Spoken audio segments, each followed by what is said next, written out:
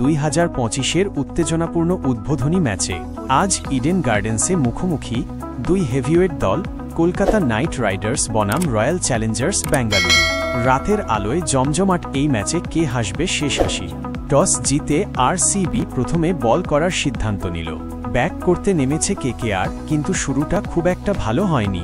প্রথম 3 ওভারে মাত্র 9 রান, কিন্তু এরপরই ঘুরে দাঁড়ালেন অজিঙ্কা রাহানে ও সুনীল নারিন। 4 ছক্কার ঝড়ে মাঠ গরম করে দিলেন দুজন। রাহানে 31 বলে 56 রানের বিধ্বংসী ইনিংস খেললেন। নারিনও চড়াও হলেন বোলারদের ওপর, করলেন 44 রান, কিন্তু এরপরেই নামল ঝড়। ক্রুনাল পান্ডিয়া 3 ওভারে 3 উইকেট তুলে নিয়ে ম্যাচের মোড় ঘুরিয়ে দিলেন। শেষ দিকে কিছুটা প্রতিরোধ গড়ার চেষ্টা করলেন আন্দ্রে রাসেল, কিন্তু আরসিবি বোলারদের 68 বোলিংয়ে কেকেআর 20 ওভারে 8 উইকেটে 174 রানেই থেমে গেল। 175 রানের লক্ষ্যে ব্যাট করতে নেমে ঝড় তুললেন ফিল সল্ট ও বিরাট কোহলি। প্রথম 6 ওভারে তুললেন 80 রান।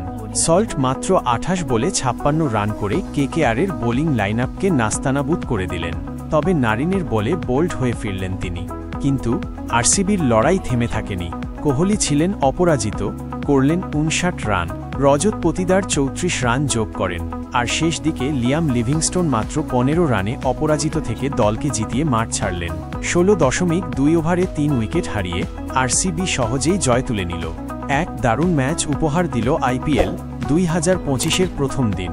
আরসিবি 7 উইকেটে জয়ী। কেকেআর যদিও হেরে গেল, কিন্তু রাহানে নারিনরা প্রমাণ করেছেন তারা এবারও শক্ত প্রতিদ্বন্দ্বী।